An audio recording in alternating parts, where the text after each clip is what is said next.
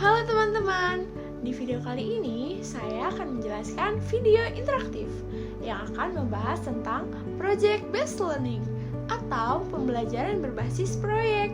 Perkenalkan, saya Faridla Rizky Maharani yang akan membahas tentang sejarah, cycle PJBL, langkah-langkah, penilaian, tantangan, hambatan, peluang, kelebihan, dan kelemahan. Ternyata konsep pembelajaran berbasis proyek sudah ada sejak abad ke-16 loh. Pada saat itu, para pelukis dan pengrajin menggunakannya untuk mengerjakan keterampilan praktis kepada murid-muridnya. John Dewey merupakan filosof dan pendidik Amerika. Ialah yang pertama kali mengenalkan gagasan bahwa pembelajaran harus relevan dan terhubung dengan pengalaman siswa. Dewey menekankan pentingnya learning by doing. Kemudian, rekan Dewey di Columbia University, William Hart Kirkpatrick, memformulasikan metode pembelajaran berbasis proyek secara lebih formal dalam esainya, atau The Project Method pada tahun 1918. Project-based learning adalah pembelajaran yang menggunakan proyek atau kegiatan sebagai media, di mana peserta didik melakukan eksplorasi, penilaian, input prestasi, dan sintesis informasi untuk menghasilkan berbagai bentuk hasil belajar.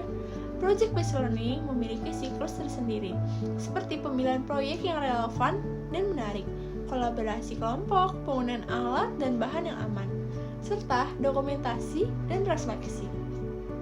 Untuk penilaiannya, ada beberapa pendekatan yang bisa digunakan seperti penilaian formatif, melalui observasi langsung, dan umpan balik, penilaian berbasis rubik, penilaian berbasis kinerja, hingga penilaian sumatif, seperti presentasi proyek. Selain itu, ada juga penilaian holistik yang mencakup portofolio, catatan harian, foto, dan video untuk mengevaluasi pengalaman belajar anak secara keseluruhan, baik proses maupun produk akhir.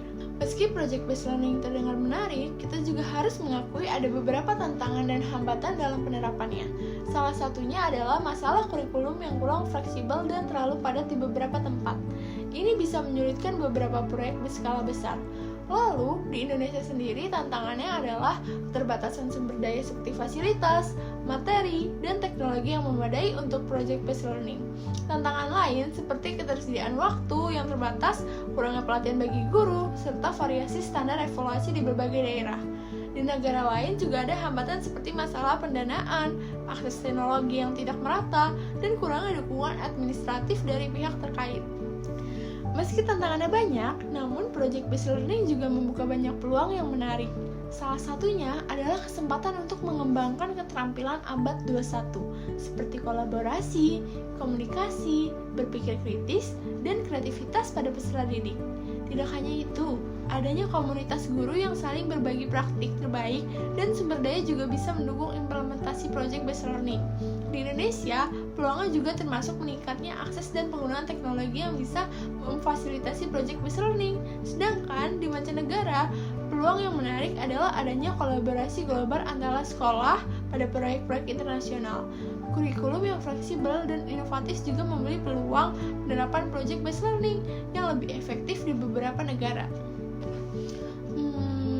Dari peluang tadi, apa saja kira-kira kelebihan dari project-based learning ya? Salah satu kelebihannya adalah meningkatkan keterlibatan dan motivasi peserta didik dalam proses pembelajaran. Kemudian, project-based learning juga memberi pengalaman belajar yang lebih nyata dan relevan dengan kehidupan sehari-hari. Tidak hanya itu, metode ini mendorong inovasi dalam metode pengajaran dan pembelajaran secara keseluruhan. Di mancanegara, kelebihan project-based learning juga termasuk mempersiapkan peserta didik untuk berkompetisi dan berkolaborasi di tingkat global. Meski begitu, kita juga perlu mengakui adanya kelemahan seperti project-based learning yang membutuhkan banyak sumber daya baik waktu, tenaga, maupun finansial.